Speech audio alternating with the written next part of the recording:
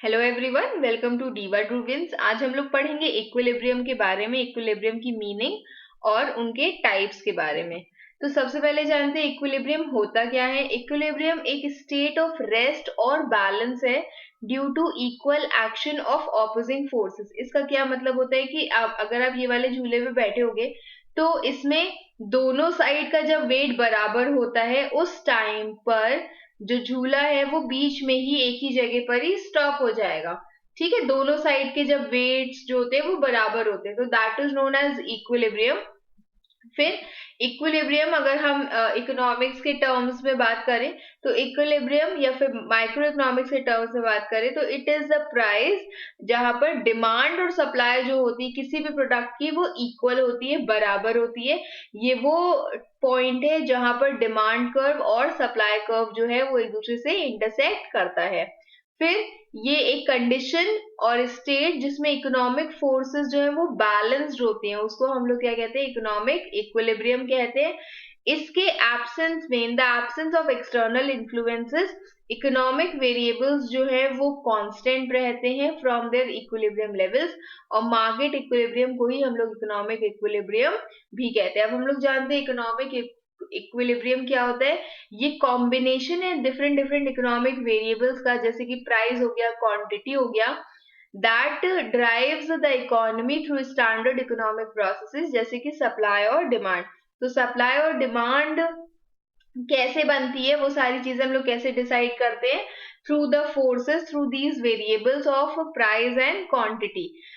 ये जो वर्ड है इकोनॉमिक इक्विलिब्रियम, ये क्या कहता है, it refers to a variety of factors जैसे कि इंटरेस्ट रेट्स या aggregate consumer spending.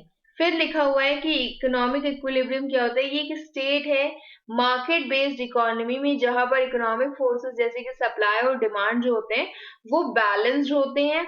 Economic variable जो है these are in equilibrium in their natural state.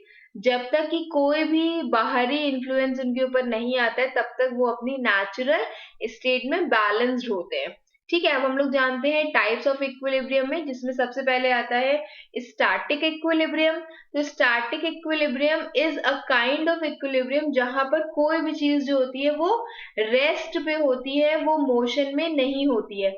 आपके पास भी अगर आपका फोन पड़ा होगा, नहीं फोन तो आप पकड़े होंगे शायद, बुक्स पढ़ी होंगी या पेन पढ़ी होगी, तो वो अगर एक जगह पर रुकी हुई है तो मतलब वो क्या है, वो स्टैटिक इक्विलिब्रियम है।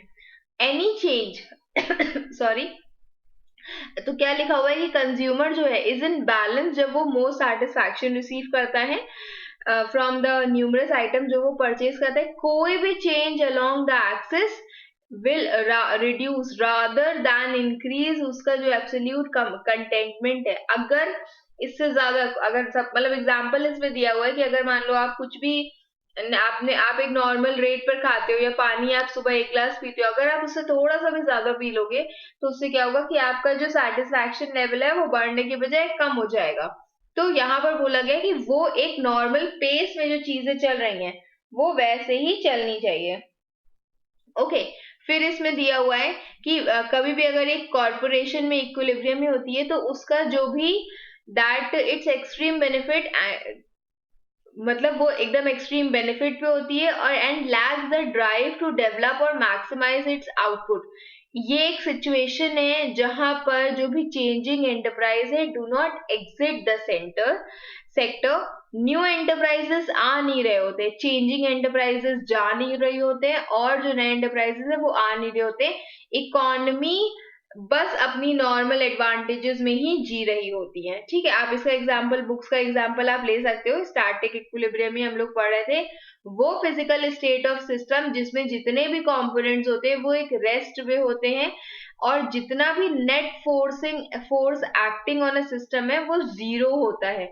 मतलब अगर ऑपोजिंग फोर्सेस दोनों तरफ से देखी जाए तो हम लोग की वो बिल्कुल ही जीरो होती है ना। इधर से जैसे अगर आप पढ़ाई भी कर रहे हो तो आप एक रेगुलर पेस पे पढ़ाई कर रहे हो ना, आपके पास फ्री का टाइम है कि आप बाहर घूम रहे हो, और ना आपके पास एग्जाम्स हैं कि आप बहुत ज्यादा पढ़ रहे हो।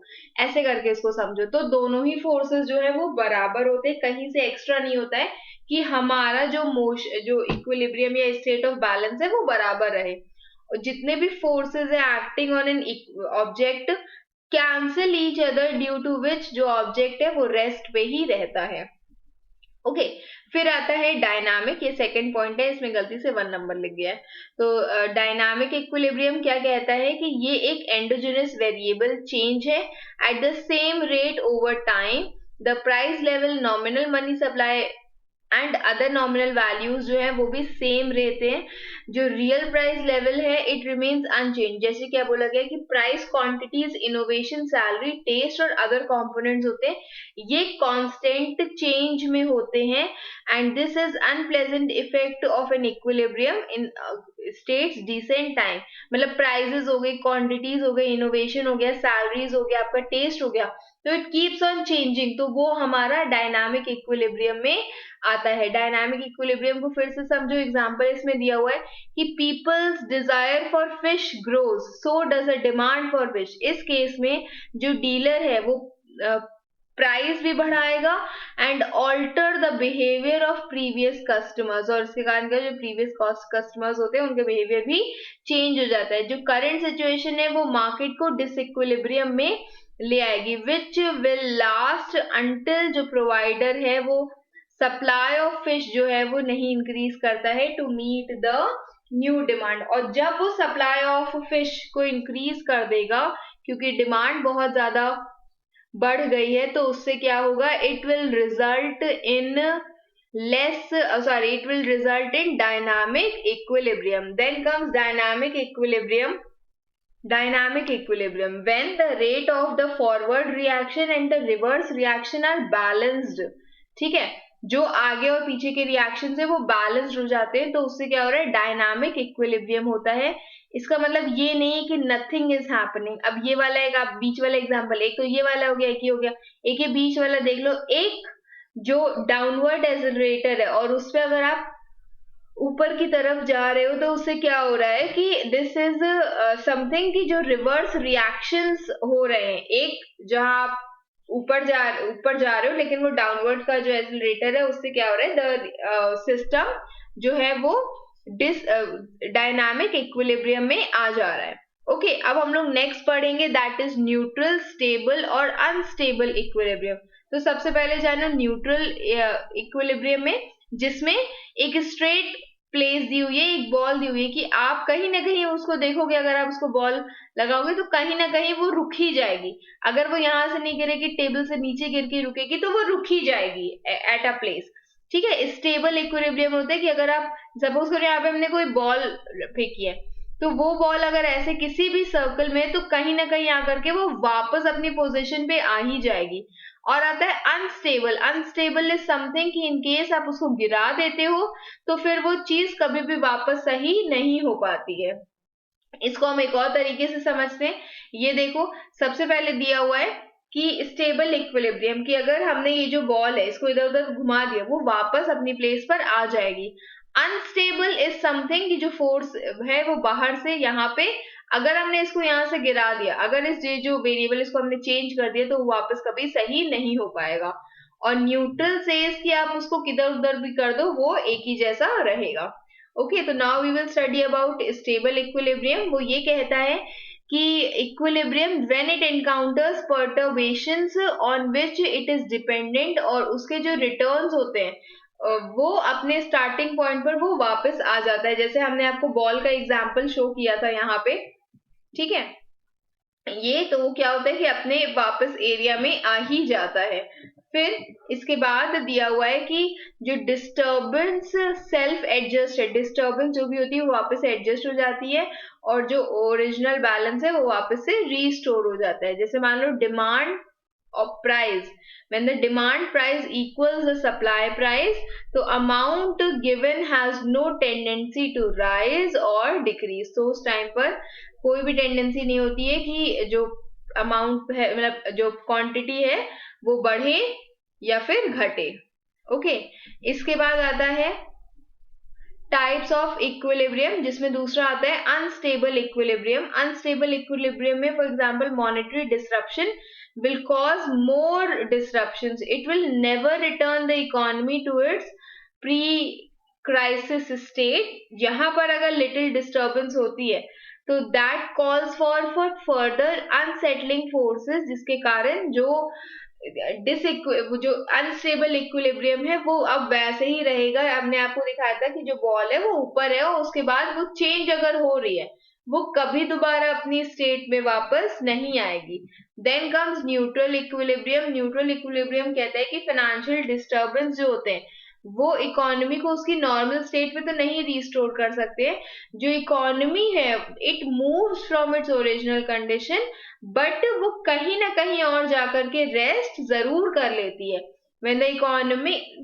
when the equilibrium position is disturbed, तो जो forces है carry the economy to the another place, जहां पर जो framework है वो end हो जाता है, वो वाला उसका जो position है वो खत्म हो जाती है और वो अपनी दूसरी position पर आ जाती है। then comes partial equilibrium। वो ये equilibrium होता है जहां पर एक कुछ sector of economy के बारे में ही हम बात करते हैं। हम number of partial gatherings of financial unit के बारे में बात करते हैं, या it corresponds to the data arrangement in the sense कि हम लोग सिर्फ किसी एक पर्टिकुलर सेक्टर के बारे में बात करें। मान लो कोई सिंगल फर्म है, इंडस्ट्री है, या फिर ग्रुप ऑफ बिजनेसेस हैं। ठीक है, जो एनालिसिस है it looks at reason separately. वो नोट जो चेंजेस हो रहे हैं उसको नोटिस करता है while keeping other elements constant. It focus on the link between few selected factors और जो बाकी while leaving other variables alone। जैसे आप ये वाला समझ सकते हो कि हम पार्शियल इक्विलिब्रियम की बात करें, एग्रीकल्चर में जितना डिमांड है उतनी सप्लाई हम लोग कंसिडर करते हैं। शूज के केस में demand is more but supply is less, और ऑटोमोबाइल्स के केस में जितना डिमांड है उतनी सप्लाई, और टॉयज के केस में supply is more obviously and demand is less. Okay, फिर आता है जनरल इक्विलिब्रियम। अब जनरल इक्विलिब्रियम क्या कहता है, ये एक सब फील्ड है इकोनॉमी की जिसमें फाइनेंशियल वेरिएबल्स को हम लोग इंक्लूड करते हैं, taking consideration the variables link to overall economy. जितने भी वेरिएबल्स हैं वो पूरी की पूरी इकोनॉमी में आते हैं, इन द सेंस कि हम लोग सिर्फ फ्यू सिलेक्टेड सेक्टर्स नहीं ले रहे थे जैसे हम लोग पार्शियल इक्विलिब्रियम में ले रहे थे।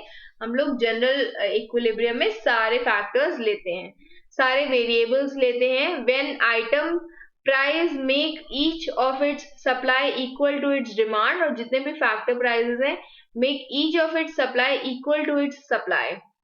जितने भी आइटम्स एंड फैक्टर मार्केट्स हैं वो बैलेंस में है, और हम लोग ये कंक्लूड करते हैं कि इकोनॉमी जो है वो बैलेंस में है। तो इसी में ही जनरल इक्विलिब्रियम वो ब्रांच है इकोनॉमिक्स की that is concerned with the simultaneous determination of prices and quantities in multiple interconnected markets। कोई एक सिंगल मार्केट की बात नहीं कर रहे हैं यहाँ पर, there are multiple interconnected markets.